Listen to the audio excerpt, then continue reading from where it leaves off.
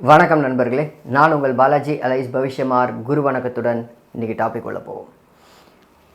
சரி, ஒரு ஜாதகர் அவருடைய வாழ்க்கையில் தசாபுக்திகள் அப்படின்றது ஒரு மிகப்பெரிய ஒரு ஜோதிடத்தில் ஒரு மிகப்பெரிய பங்கை வகிக்கிறது. அதை வச்சு தான் பலன், அந்த வாழ்க்கை, அந்த ஜாதகருக்கு என்ன நடக்க போகுது அப்படின்றத நம்ம நிர்ணயம் பண்ணுறோம். ஒரு ஜோதிடர் நிர்ணயம் பண்ணுறோம்.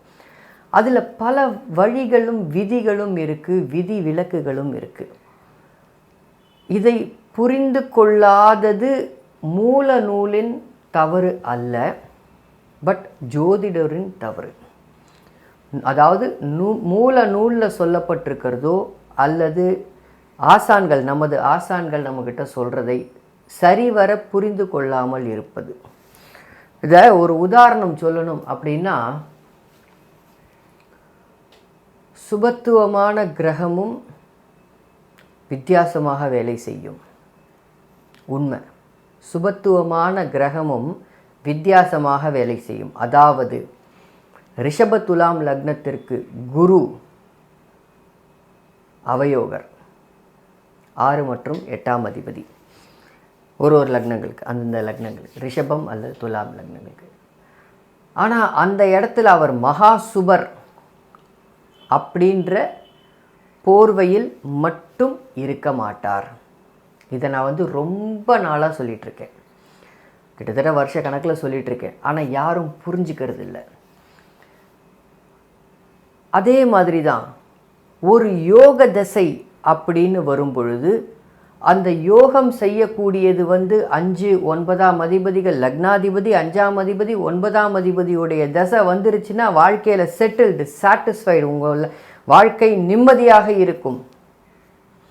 அதாவது இது இன்னும் வேறு மாதிரி சொல்லணும்னா, அதிக சுபத்துவமான கிரகத்தின் எண்ணமும் தொழிலும் அமையும் அந்த ஜாதகருக்கு அடுத்தடுத்தது யோக தசைகள் நடக்கும் பொழுது அப்படின்றத நம்ம குருஜி சொல்லுவார்.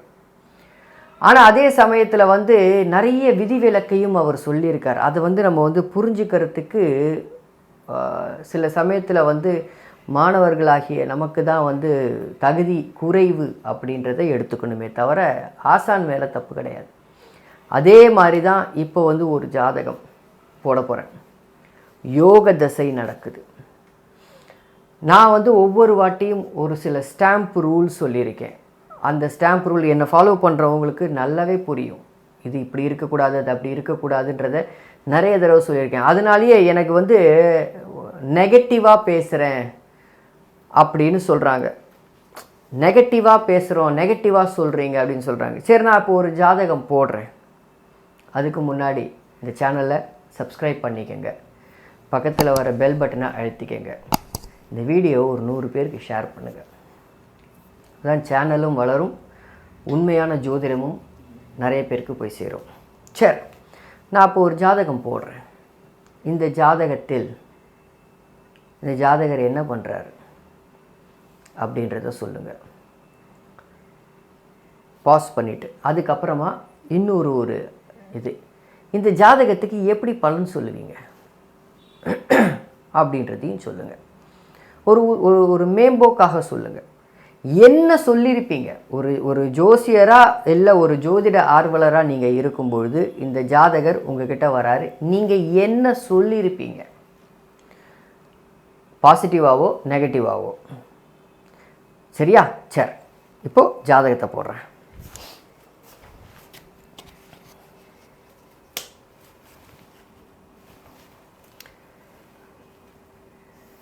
இந்த ஜாதகர் பிறந்தது, ஒரு நிமிஷம், 4/8/1984 4:20 AM பிறந்திருக்கார். லக்னம் மிதுன லக்னம், 23 டிகிரியில் லக்ன முனை. சூரியன், புதன், சுக்கிரன் 18 டிகிரி, 15 டிகிரி, 10 டிகிரி.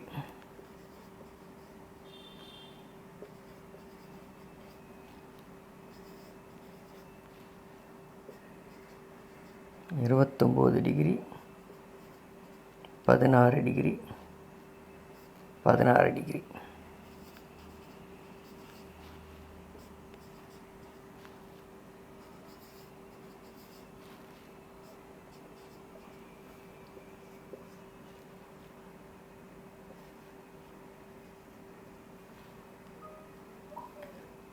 இந்த ஜாதகருக்கு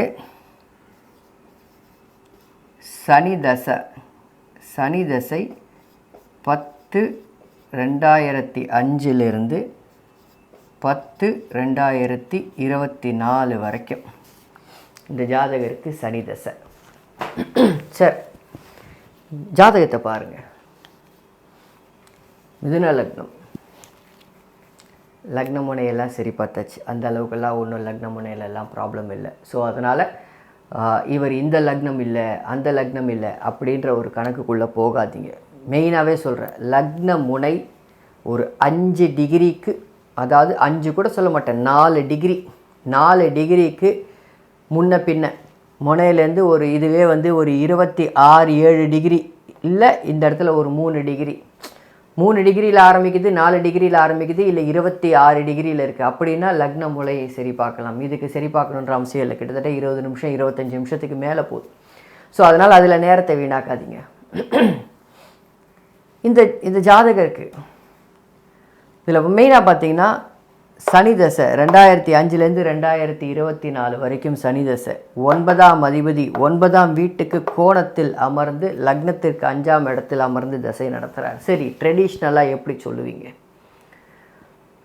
லக்னா, அதாவது சனி லக்னாதிபதியில் சனி, ட்ரெடிஷ்னலாக எப்படி ஜோதிடம் சொல்லுவீங்க? ஒரு கோணாதிபதி இன்னொரு கோணத்தில் அமர்ந்து தசை நடத்துகிறார் அப்படின்னு சொல்லலாமா? அது எவ்வளோ பெரிய பாக்கியம். அதாவது அந்த மாதிரியான தசாபுக்தி வரும்பொழுது ஒரு ஜாதகர், கீழே இருக்கிற ஜாதகர் அப்படியே கோபுரத்தில் போய் நிற்பார். அதுதான் சொல்கிறேன். அதிக சுபத்துவமான கிரகம் புதனா? சுக்கிரனோட புதன் சேர்ந்து குருவோடைய பார்வையில் இருக்கா? நடக்கிறதும் யோகாதிபதியோடைய தசையா? அடுத்தடுத்து யோகாதிபதி தசை, அடுத்தது வந்து உங்களுக்கு சனி தசைக்கு அடுத்தது புதன் தசை, அதுவும் சூப்பர். ஸோ வாழ்க்கையில் மத்திம பகுதி வாழ்க்கையில் யோகாதிபதியோடைய தசை. இந்த ஜாதகத்துக்கு எப்படி பலன் சொல்லுவீங்க? போடுங்க, கமெண்ட் போடுங்க, தப்பே கிடையாது. ஏன்னா நிறைய பேர் வந்து என்னை வந்து ஐயோ நெகட்டிவாக சொல்கிறார். நான் என்ன பண்ண முடியும்? ஜாதகம் இப்படி வந்தால் நான் என்ன பண்ண முடியும்? பதில் சொல்லுங்கள். ஜாதகம் இப்படி வந்தால் என்ன சொல்வது? இந்த ஜாதகர்கிட்ட வந்து சார் இனிமேல்ட்டு நீங்கள் நல்லா இருக்க போகிறீங்கன்னு தான் சொல்ல முடியும். நான் சொல்கிறது புரியுதுங்களா? இனிமேல்ட்டு நீங்கள் நல்லா இருக்க போகிறீங்க. நான் இந்த ஜாதகர்கிட்ட சொன்னது 2005 வாழ்க்கையை எங்கே ஆரம்பிச்சிங்களோ அங்கேயே தான் இப்போ வரைக்கும் நிற்கிறீங்க சார்னு. வாழ்க்கையில் ஒரு 19 வருடம் வீணாகி விட்டதுன்னு இப்படியே தான் சொன்ன. பலனை கூச்சமே படலை. ஒரு 19 வருஷம் வாழ்க்கையில் வீணாயிடுச்சு. ஸோ அவர் ஒரு நிமிஷத்துக்கு பேசவே இல்லை. ஏன்னா இங்கே வந்து பார்த்தீங்கன்னா கிட்டத்தட்ட வந்து ராகுவோடைய சாரத்தில் சனி இருப்பார். என்னுடைய ஸ்டாம்ப் ரூல் என்ன? தசாநாதனுக்கு சாரம் கொடுத்தவன் 6, 8, 12 மறையக்கூடாது. தசாநாதனுக்கு சாரம் கொடுத்தவன் தசாநாதனுக்கு 8லையும் லக்னத்திற்கு 12லையும் மறைந்து, அது விரயஸ்தானமாக இருந்து, அதுவும் ராகுவாக இருந்து, அந்த ராகு நல்லா புரிஞ்சுக்கோங்க, அந்த ராகு தனக்காரகனுக்கும் தனாதிபதிக்கும் சஷ்டாஷ்டகமாக இருக்கார். முக்கியமான பாயிண்ட். அந்த ராகு, தசாநாதனுக்கு வீடு கொடுத்த ராகு தனாதிபதியாகிய சந்திரனுக்கும் தனக்காரகனாகிய குருவுக்கும் சஷ்டாஷ்டகமாக இருக்கார். எப்படி இந்த ராகு பணத்தை கொடுப்பார்? எப்படி இந்த ராகு அவரை நிற்க வைப்பார்? எப்படி இந்த தசை வேலை செய்யும்? சனி தனாதிபதியோடையும் சேர்ந்து தனக்காரகனையும் பார்க்குறார் உச்சமாயி.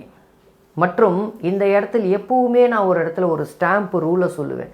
6, 8ஆம் அதிபதிகள் அவங்க சுபராக இருந்தாலும், தயவு செஞ்சு புரிஞ்சுக்கோங்க, அவங்க சுபராக இருந்தாலும் ஒரு இடத்தில் சேர்ந்து இருக்கும்பொழுது அந்த வீடு வழியாக அந்த பாவகம் வழியாக ஏதாவது ஒரு பிரச்சனையை கண்டிப்பாக கொடுத்தே தீர்வார்கள். அது சுபருக்கே அந்த கேட்டகரினா இது பாபர்.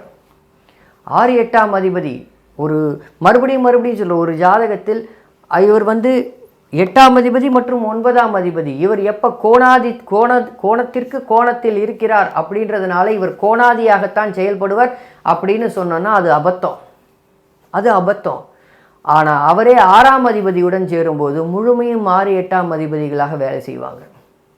இதுதான் உண்மை. எல்லாமே பொருந்தி வரணும். இங்கே பாருங்கள், 6 8ஆம் அதிபதிகளோடு சேர்ந்துருக்காரா, 8ஆம் அதிபதி 6ஆம் அதிபதியோடு சேர்ந்துருக்காரா, அவருக்கு பிடிக்காத சந்திரனோட சேர்ந்துருக்காரா, அவருக்கு பிடிக்காத சூரியனை பார்க்குறாரா, 2ஆம் வீட்டை கெடுக்கிறாரா, அதுவும் இல்லாத அவருக்கு 7ஆம் அது அடுத்ததுக்கு வரேன். ஸோ அவருக்கு சாரம் கொடுத்தவன் சஷ்டாஷ்டகமாக இருக்கானா, சாரம் கொடுத்தவனுக்கு தனாதிபதியும் தனக்காரனும் சஷ்டாஷ்டகமாக இருக்கானா, 5ஆம் வீடு வழியாக எதையாவது கெடுத்தே ஆகணும்.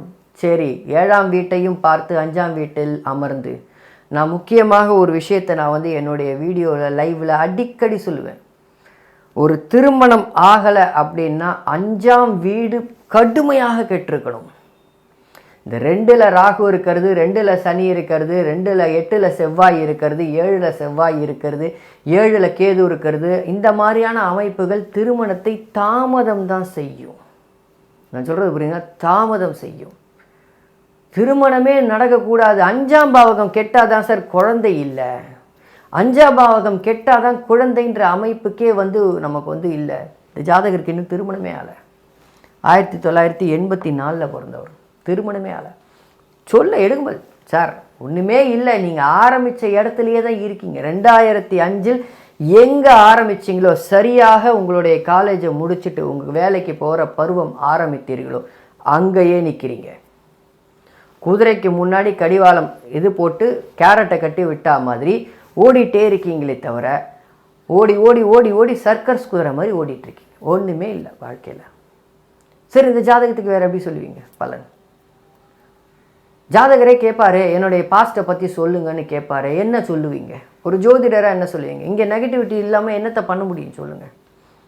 ஒரு தசாபுக்தி எனக்கு கூட தான் சந்தோஷமாக இருக்குது, ஆசையாக இருக்குது, எனக்கு நல்ல பாசிட்டிவாக சொல்லணும் சார், வாழ்க்கையில் நீங்கள் இப்படி இருந்தீங்க அப்படி இருந்தீங்கன்னு பாசிட்டிவாக சொல்லணும்னு ரொம்ப ஆசையாக இருக்குது. ஆனால் வரக்கூடிய ஜாதகங்கள் அதை உறுதி செய்யவில்லையே. வரக்கூடிய ஜாதகங்கள் பாசிட்டிவாக இப்படி எனக்கு இருக்குன்னு சொல்ல முடியலையே. ஆனால் மறுபடியும் சொல்கிறேன், ஒரு ஜாதகத்தில் 80% 90% ஜோதிடர்களுக்கு கண் எங்கே போகும்னா எங்கே நெகட்டிவிட்டி இருக்குன்றது தான் பார்ப்பாங்க. இதான் உண்மை. நான் அப்படி பார்க்க மாட்டேன். நெகட்டிவிட்டி எப்போ போகுதுன்னு பார்ப்பேன். என்னுடைய முறையும் மற்றவங்களுக்கும் வேறு. எனக்கு நெகட்டிவிட்டி எப்போ போகுது சார், உங்களுக்கு இதுக்கு மேலே காலம் நன்றாக இருக்கும். புதன் தசை ஆரம்பிக்க போகுது, லக்னாதிபதியுடைய தசை, சூப்பராக இருப்பீங்க, கவலைப்படாதீங்க. ஒரு துணை கிடைக்கும் உங்களுக்கு, கண்டிப்பாக ஒரு துணை கிடைக்கும். இனிமேற்பட்டா சார் அப்படின்னாரு, சிரிச்சார். ஆமாம் சார் கிடைக்கும். 3ஆம் இடத்தில் அமர்ந்து அங்கே சாரம் கொடுத்தவனும் அங்கேயே அமர்ந்து, மற்றும் அந்த சாரம் கொடுத்தவனும் சுக்கிரனாக போய் அவரே 5ஆம் அதிபதியாக போய் அவரே தாம்பத்தியத்துக்கு காரகனாக போய் கலத்திர காரகனாக போய் இருக்கும்போது ஒரு துணை கிடைக்கும். உங்கள் வாழ்க்கையில் இனிமேல்ட்டு நல்லது நடக்க போகுது சார். இதைத்தான் நான் சொல்கிறது என்னென்னா, பலன் தராத யோக தசை, பலன் தராத யோக தசை. இதைத்தான் நான் சொல்கிறது. இந்த சாரம் எவ்வளவு முக்கியம் அப்படின்றத கண்டிப்பாக பார்க்கணும். இங்கே பல விஷயங்கள் இருக்குது. அடுத்து என் குரு தசையில் என்ன ஆகியிருக்கும்? குரு தசைக்கு அடுத்து தானே சனி தசை. குரு தசையில் என்ன ஆகியிருக்கும்? குரு லக்னத்தை பார்த்து ஜம்முன்னு உக்காந்துட்டுருக்காரு. இந்த இடத்துல அவருக்கு கேந்திராதிபத்திய தோஷம்லாம் செயல்படாது. இதை கேந்திராதிபத்திய தோஷம்னு யாராவது சொன்னாங்கன்னா இந்த காதில் வாங்கி இந்த காதில் விட்டுட்டு போயிருங்க, சிரிச்சிடுங்க. ஏன்னா சனியோடைய 3ஆம் பார்வை இருக்குது. கேந்திராதிபத்திய தோஷம் செயல்படாது. கேந்திராதிபத்திய தோஷம்ன்றதுனால தான் இவருக்கு திருமணம் நடக்கலைன்னு யாராவது சொன்னீங்கன்னா தயவு செய்து சொல்லுங்கள். திருப்பி உங்கள் ஜோதிட புஸ்தகத்தை திரும்பி எடுத்து படித்து பாருங்கள். சனியோடைய 3ஆம் பார்வை இருக்குது. 8ஆம் வீட்டுக்கு சனியோடைய பார்வை, 8ஆம் செவ்வாயோடைய பார்வை, 8ஆம் அதிபதி சனியோட செவ்வாயோட சேர்ந்துருக்காரு. மற்றும் குருவுக்கு சாரம் கொடுத்தவன் குருவுக்கு 12லையும் லக்னத்துக்கு 6லையும் இருக்கார். நான் இதே சொல்கிற அமைப்பு. இங்கே சாரம் கொடுத்தவன் சனிக்கு சாரம் கொடுத்தவன் சனிக்கு 8லையும் லக்னத்துக்கு 12லையும் இருக்கிறது. குருவுக்கு சாரம் கொடுத்தவன் லக்னத்துக்கு 6லையும் குருக்கு 12லையும் இருக்கார். அப்படியே கொஞ்சம் மாறி என்ன இருந்தாலும் குரு தசை அப்படின்றதுனால ஏதோ படிப்பு ரீதியாக கொஞ்சம் மேலே உயர்த்தி வேற வழி. ஒரு தசாபுக்தி என்ன செய்யும்? சரி, ஏன் சார் சனி தசை 19 வருஷம் வேலையே இல்லை, அதுக்கு தான் தனம்னு போட்டு தனத்தோடைய அமைப்பை சொல்லி காமிச்சு வேலையே இல்லை. ஒரு இடத்துல வேலைக்கு சென்றார், அந்த இடத்துல கொஞ்சம் ஏமாத்துற மாதிரியான சுச்சுவேஷன், லக்னத்தை குரு பார்க்கறதுல ஏமாத்துறதுக்கு மனசில் வந்துட்டார். இதுதான் உண்மை. வேலையே இல்லை. அடுத்தது என்ன சார் செய்யலாம்? மொழி பிதுங்கி அடுத்தது என்ன செய்யலாம்? என் வாழ்க்கை இப்படி தான் போகுமா? இல்லை சார், நல்லா இருக்க போகிறீங்க. இப்படி தான் சொல்ல, நல்லா இருக்க போகிறீங்க. சுபத்துவப்படியும் உங்களுக்கு புதன் தான் வராரு. என்னுடைய பாவக முனை அடிப்படையிலையும் உங்களுக்கு புதன் தான் வராரு. அடுத்த தசை உங்களுக்கு புதன் தசை தான் வருது. இந்த புதன் தசையில் 3ஆம் இடம் வழியாக உங்களுடைய புதன் செயல்படுவார். யூடியூப் சேனல் ஆரம்பிங்க, சொல்லிக் கொடுக்க ஆரம்பிங்க. உங்களுக்கு புகழ் சேரப்போகுது, கௌரவம் வரப்போகுது. ஒரு யூடியூப் சேனல் பண்ணுங்கள், அதில் எஜுகேஷன் ரிலேட்டடாக ஏதாவது சொல்லிக் கொடுங்க. அவர் படித்தது எம்இ படிச்சிருக்காரு, எஜுகேஷன் ரிலேட்டடாக சொல்லிக் கொடுங்க. மேக்ஸு, கணக்கு, அது பண்ணுங்க. அடுத்தது அவர் சொல்ல முடியாது, ஷேர் மார்க்கெட்லேயும் ஈடுபடலாம், தெரியாது. ஒரு ஜோதிடம் எப்படி பார்க்கணுன்றதுல நிறைய வித்தியாசம் இருக்குது. ஒரு ஜோதிடராக உண்மையை சொல்லணும்னா, ஒரு ஜோதிடராக இந்த சமயத்தில் நஷ்டம் இருக்கும்னு சொன்னாலே போதும். அதாவது இன்னும் குறிப்பாக உதாரணம் சொல்லணும்னா, திருப்பதியில் பர்ஸு காணாமல் போகும் அப்படின்னு ஜோதிடமாக நீங்கள் சொல்லணுன்ற அவசியமே இல்லை. உண்மைதான், பர்ஸு காணாமல் போகும், தன விரயம் ஆகும் அப்படின்னு சொன்னாலே பெரிய விஷயம். ஏன்னா இதுதான் நடக்க போகுது. திருப்பதியில் பர்ஸு காணாமல் போகும் அப்படின்னு நீங்கள் ஒரு பலன் சொன்னீங்கன்னா, திருப்பதியில் மட்டும் அவர் பர்ஸை பேக் பாக்கெட்டில் வைக்க மாட்டார், உள்ளே டிக் பாக்கெட்டில் வச்சுப்பார். பர்ஸு காணாமல் போகாது. எப்படியாவது அந்த பர்ஸை காவந்து பண்ணணும்னு நினைப்பார். ஏன்னா ஜாதகருக்கு 6 அறிவு இருக்குது, ஜோதிடத்தை நம்புபவருக்கு 6 அறிவு இருக்கும். கண்டிப்பாக அதை செயல்படுத்துவார். ஸோ உங்கள் பலன் சொல்கிற விதத்தை மாற்றிக்கங்க. துல்லியமாக சொல்கிறேன்னு சொல்லிட்டு பரமசிவன் பார்வதிக்கு நடுவில் சைட் ப்ளீஸ்னு உட்காரணுன்னெலாம் நினைக்காதீங்க, வேண்டவே வேண்டாம். சாதாரணமாக ஒரு பலனை சொல்லுங்கள், அந்த பலன் ஒத்து வரும், கண்டிப்பாக ஒத்து வரும். இதனால் உங்களுக்கு இந்த நேரம் நல்ல நேரமாக அமையப்போகுது. உங்களுக்கு சுப சந்தோஷங்கள் விளைவிக்கக்கூடிய நேரமாக இருக்குது அப்படின்னு சொல்லுங்கள், நல்லாயிருக்கும். 3ஆம் இடம் வழியாக உங்களுக்கு நல்லது நடக்க போகுது. 3ஆம் லக்னாதிபதி வழியாக கௌரவம் கிடைக்க போகுது. 3ஆம் இடம் தான் குறுகிய பயணங்கள். 3ஆம் இடம் தான் தைரிய வீரிய ஸ்தானம். 3ஆம் இடம் குறுகிய பயணம், புகழ் ஸ்தானம், எத்தனையோ இருக்குது. நமக்கு தெரிஞ்சது ஒரு 10 ஆதிபத்தியம் தான், இன்னும் ஏகப்பட்டது இருக்குது. ஸோ இதை பொதுவாகவே எப்படி நீங்கள் புரிஞ்சுங்கன்னா, பலன் தராத யோக திசை அப்படின்னு புரிஞ்சுக்கங்க. இந்த இடத்துல சனி என்ன பண்ணாருன்றது மட்டும்தான் இருக்கிறதுலே மிகப்பெரிய ஒரு விஷயம். 19 வருஷம் ஒருத்தருடைய வாழ்க்கையில் எவ்வளோ பெரிய விஷயம், அதை கெடுத்தது. சரியா? அடுத்த பதிவில் பார்ப்போம் நண்பர்களே. நன்றி.